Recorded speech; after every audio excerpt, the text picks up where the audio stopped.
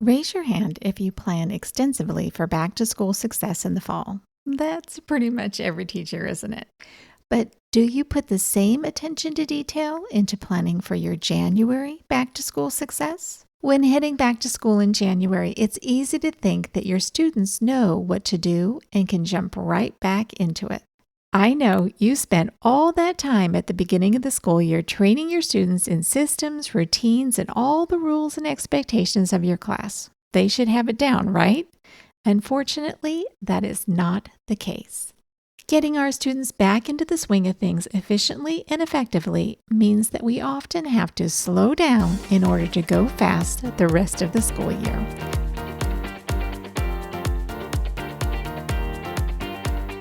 I'm Lisa Burns, a teacher success coach, veteran elementary teacher, and mom of 5, and this is the Teach Joyfully podcast.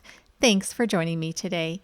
Taking the time for back-to-school planning in January really is an essential. Essentially, getting our students back into the swing of things effectively and efficiently often means that we have to slow down in order to go fast the rest of the year. And I know slowing down can be so very hard. I know how much you have to do, and testing pressure is coming up in addition to all of the other academic pressure of getting things done. And you're probably sitting on the other end of your headphones and yelling at me, even if it's just in your head.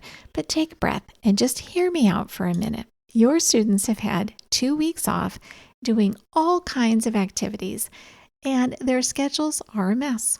They're not following their regular schedules, not even their regular sleep schedules. Most of them are eating things they don't normally eat, just like we all do with all of the treats and things that we have that are different than our regular routines, right?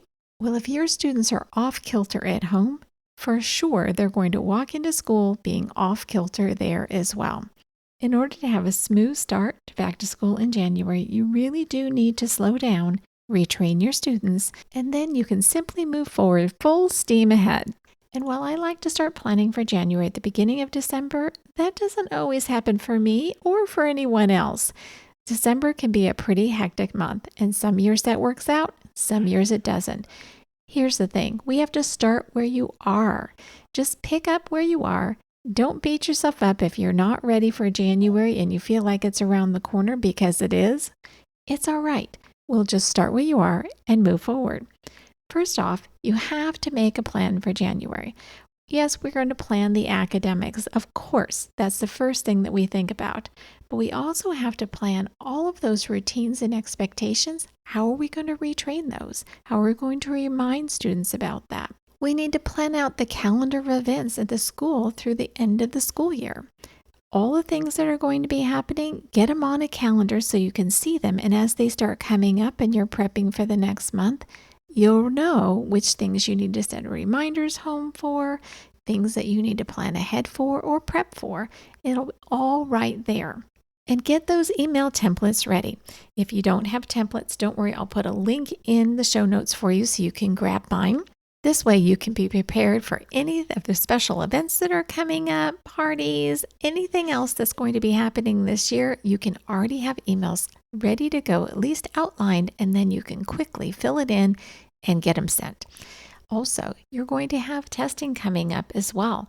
How are you going to do that? When are you going to prep for that? Get that on your calendar. If you can get everything on your calendar that needs to happen, then you're ready to start planning. But until you know what's coming up, you're not even ready. So let's get everything on one calendar so that you can see it at a glance each month and you know what's coming up. Then once all that's done, you're going to make a plan for all of your planning and grading that is scheduled and sustainable. This is a plan that you can actually do day to day and week to week. I don't care how it is you're going to get your planning and grading done, whether it's staying late 1 day a week, staying late 2 days a week, coming in early 2 days a week, or maybe it's that you're fitting it in at a different time. But whatever you're doing, it needs to be scheduled and it needs to be something you can sustain over the long haul.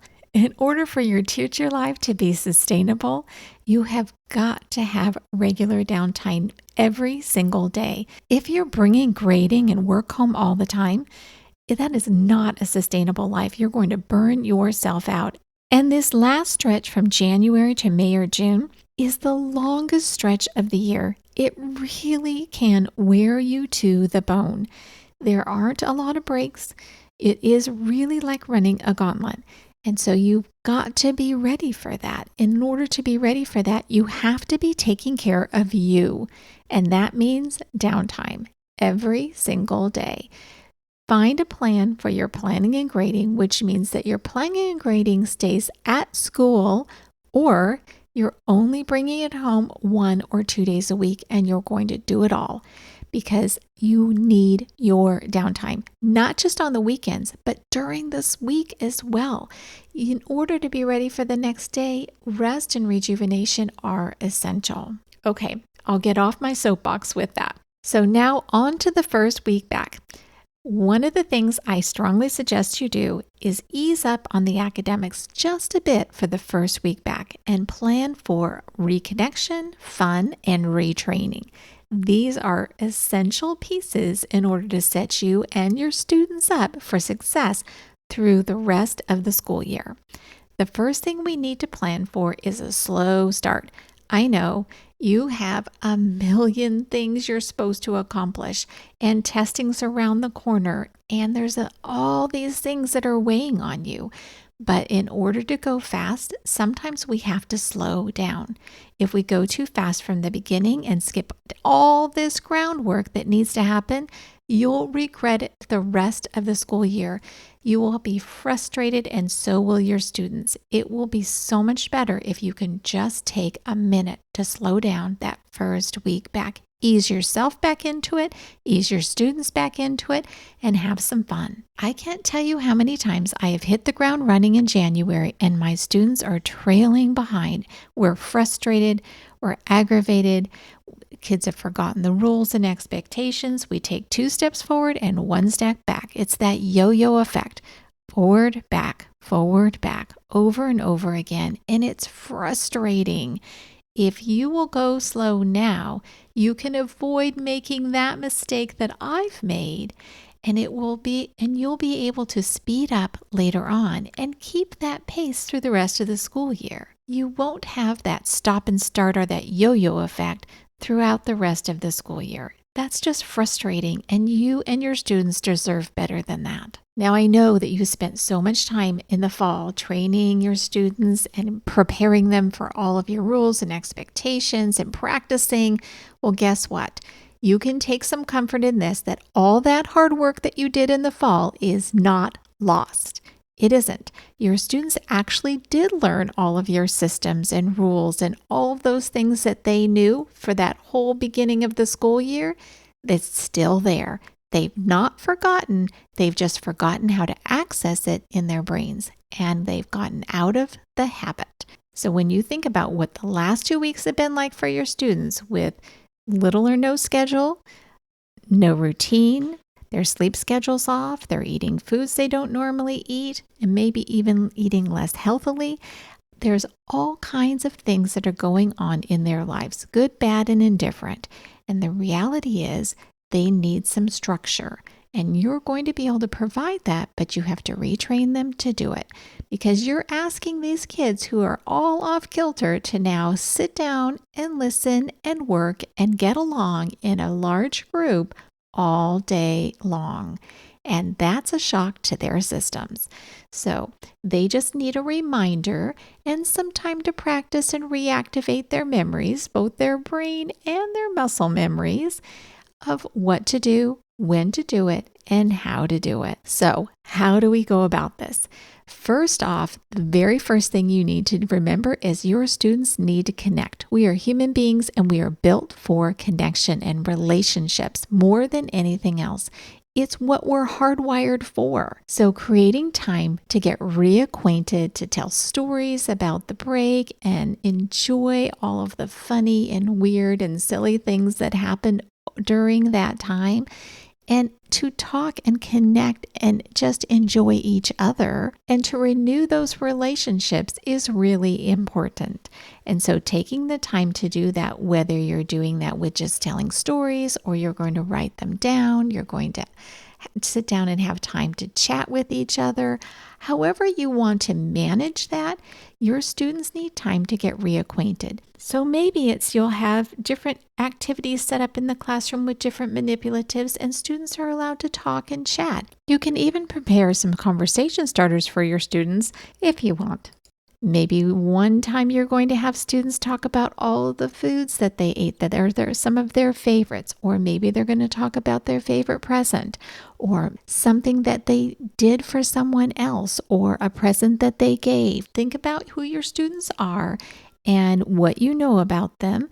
And remember that not all of them celebrate the same holidays, and so you can talk about different holidays. What did you do? What are your traditions? Those kinds of things are very powerful in helping students connect. So figure out the kinds of prompts that you want to give your students, and then you can give them an opportunity to talk with each other and enjoy each other and learn from each other. This is a powerful thing, and it will help your students get along better in all kinds of ways throughout the rest of the school year. Connection is essential. The next piece is to slow down your academics so that you're making some more space for retraining and practice of all your systems, routines, and rules and all of those things. In addition, you're making time for that connection time, and you're making time for extra brain breaks because your students are going to have to rebuild their stamina in order to be able to really work hard in the following weeks. So now's the time to do this. So slow down the academics, make some extra space in your schedule for all of these other things, and then you can start planning. What kinds of brain breaks might you take? How often might you take them? Have some ideas ready, however you want to do your brain breaks. Maybe you're just getting up and doing jumping jacks. Maybe you're going to do some silly follow the leader things. Just choose a few things so that you have some tools and things prepared so that when you're ready for them, you can use them. Then you're going to do some retraining. And so you're going back to what you did in the fall, and you're going to pull out some of your activities and things that you did to train your students and to practice those systems and routines in the fall and use them now. Their first day back, you're going to start your day with all of that connection, and then you're going to talk about all of your systems and procedures and go through them slowly throughout the day. Then the next day, you're going to take little opportunities to reinforce various things that kids seem to be struggling with and continue that through the rest of the week. I like to have students help me demonstrate the right way to do things, the wrong way to do things in a very silly and fun way, and then the right way to do things again.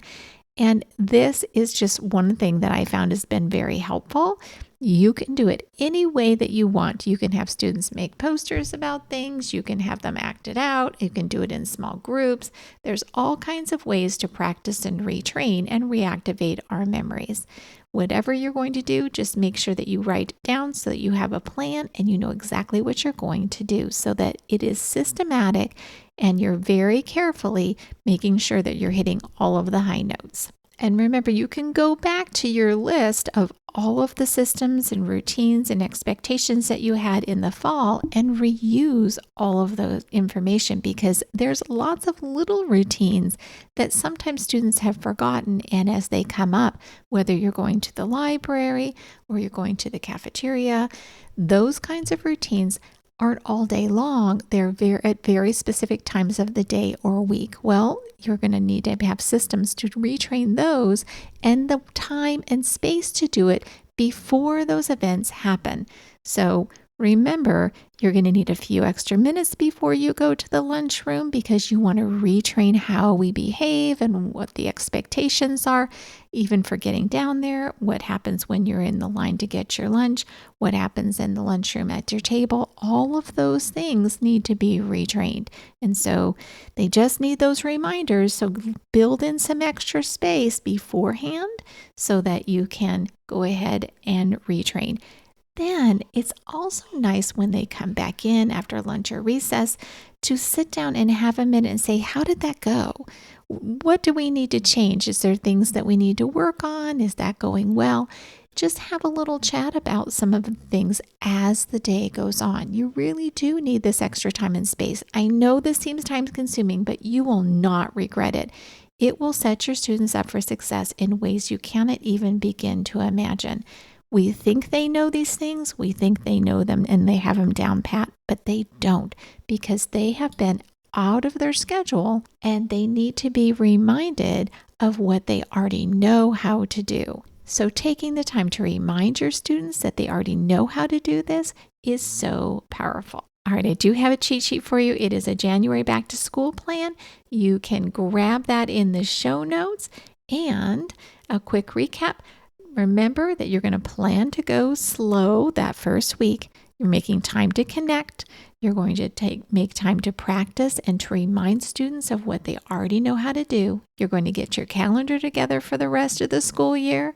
You're going to prep the details that trip you up, things like birthdays, emails, special events, and put cues on your calendar for next steps so that as each month moves along, you're already prepping ahead of time and things aren't catching you by surprise, because this end of the school year starts out slow and then it speeds up to 1,000,000 miles an hour, and it is fast at the end of the school year. So it's so much easier if you have it already planned out on a calendar for all those extra things that are so easy to forget. And then commit to a plan for planning and grading that is scheduled and sustainable so that you are getting your downtime in. You matter, and your mental, physical, and emotional health matter as well. And make sure that you are taking care of you. You are no good to anybody else if you aren't taking care of yourself first. So make sure that is a priority. That planning and grading, schedule it, make it sustainable. If it's not working, figure it out, reschedule it. I do actually have an episode on planning for grading and planning time, and I will link that in the show notes as well. Then make sure that you take the time to practice with your students and remind them throughout that whole first week. Make it fun, be silly with it, be goofy with it, but don't leave it out. You must get in there and remind students of all of those things that they already know. If you don't, you will regret it, and so will they, and it will be so frustrating the rest of the school year. Now's the perfect time to plan for this. All right, that's it, my teacher friends. I have links in the show notes for all kinds of things this week, so make sure you check them out, and then remember to grab that freebie as well. It will be on my website at www.hopeineducation.com/podcast. And that freebie is at www.hopeineducation.com/vault. And that link is in the show notes as well. So that's it, my teacher friends. We are out of time and I'm out of breath. Thanks so much for joining me today. If you liked today's episode, I'd love it if you'd go to Apple Podcasts or wherever you listen and leave a review. And while you're there, hit the subscribe button so you'll never miss an episode. Also, you can continue the conversation online with me in my Facebook group, the Teach Joyfully podcast community, where elementary teachers can connect, get help, and encouragement for all kinds of education and parenting topics. You can find the show notes and links to all the resources mentioned in today's episode on my website at www.hopeineducation.com/podcast. And remember, a happy teacher is a good teacher. Until next time, teach joyfully and take care of you.